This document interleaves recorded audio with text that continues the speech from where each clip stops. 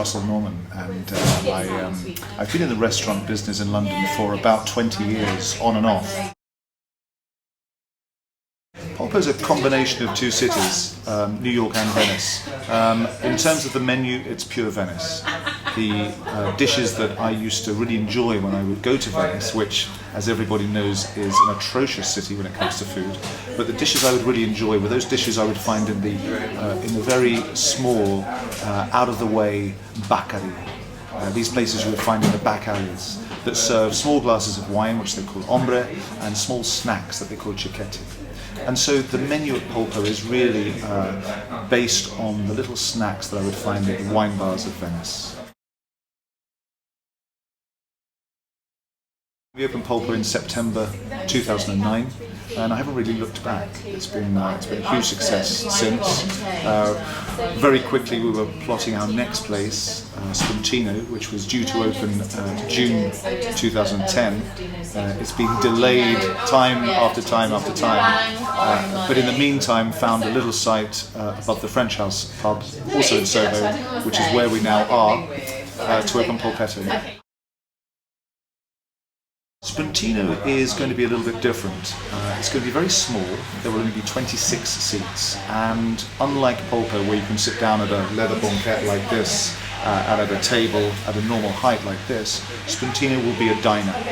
And it will be a diner in the sense that everybody sits around a bar. It will be a very large horseshoe-shaped bar with 26 stools. And just like at an American diner, the sort of diners that you're familiar with from Happy Days, those 1950s shiny diners, you'll sit there with music playing, with friendly service, and look at a menu and order a few short order items. So we'll do an excellent mac and cheese, for example, and we will serve excellent sliders, which are like little burgers, and fantastic meatballs.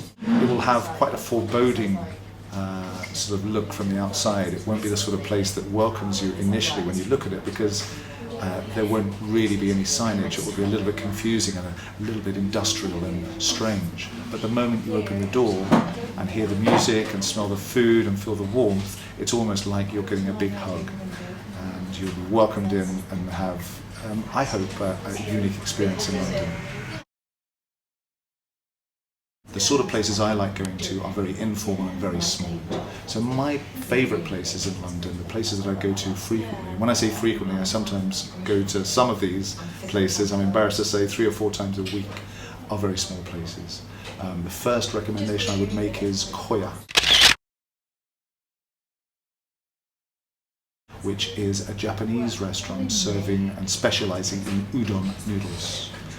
They make the udon noodles on the premises every day. They're lovely, fresh, springy noodles. They have wonderful daily specials and big, hearty soups.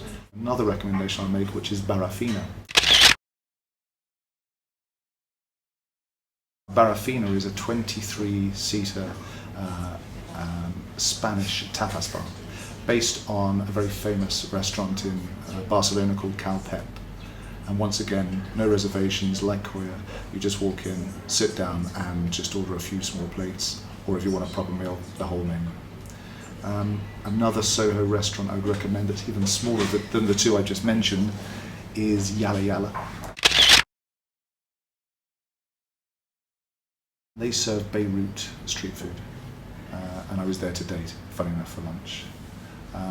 Another place I'd recommend you go to, also out of the way, is Caravan, which is Exmouth Market in Clerkenwell, and this place was opened about 7 or 8 months ago by some friends of mine.